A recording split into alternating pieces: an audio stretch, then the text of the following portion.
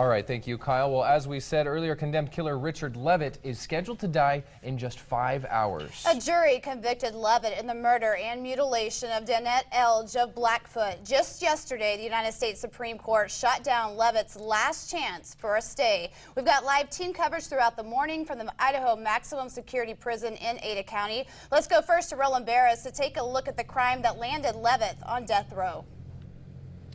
Tamara, looking back, the prosecution says it has done its due diligence in the Leavitt case and says without a doubt Richard Leavitt is guilty. The defense says there's still critical information and evidence that needs to be heard and tested. For instance, the DNA. Whatever you think about this case, though, it has been a long and winding road, over 28 years of appeals, and even some judges along the way have said this has never been just an open and shut case. Richard Leavitt was convicted of a heinous, she'd been stabbed, I think 15 times, and bizarre crime. Her body had been mutilated. Tom Moss prosecuted Leavitt for the murder of Danette Elge 28 years ago.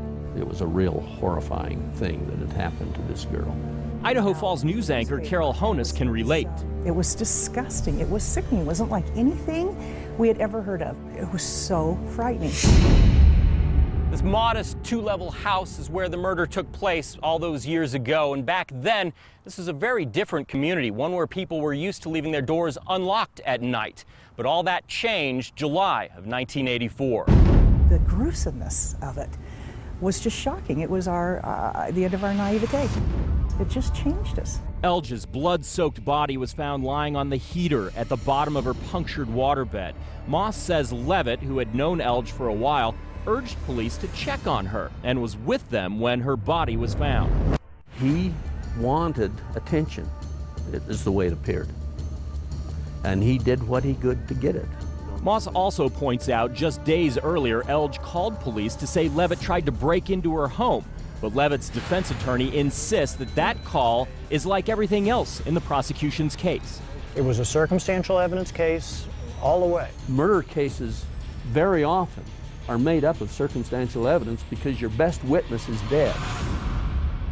Moss claims the best evidence was the blood. Leavitt's was found at the crime scene. He said he had a nosebleed while visiting days earlier. It wasn't just a smudge of blood. There was a lot of blood there. It was not consistent with somebody that had a nosebleed. There has never been DNA testing on this blood evidence.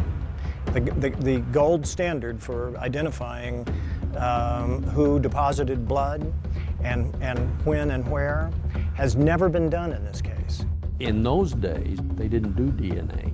But Moss says Elge fought with her attacker. Should samples from under her nails be tested? The Bingham County prosecutor initially agreed that evidence would be made available and then refused. I leave it up to the courts. I'm sure that if they thought there would be anything gained by it, they would probably do it. Nevin argues Leavitt has never admitted to the crime, and he passed a polygraph by one of the foremost polygraphers in the world, which is admissible at sentencing. There's a lot to suggest that what we have here is an innocent man, and that we're about to execute him. Moss disagrees, saying he's confident Leavitt is guilty. And Honus, who spent years questioning Moss about appeal after appeal, says the same. They exhausted everything, always. It went right back to the right decision was made.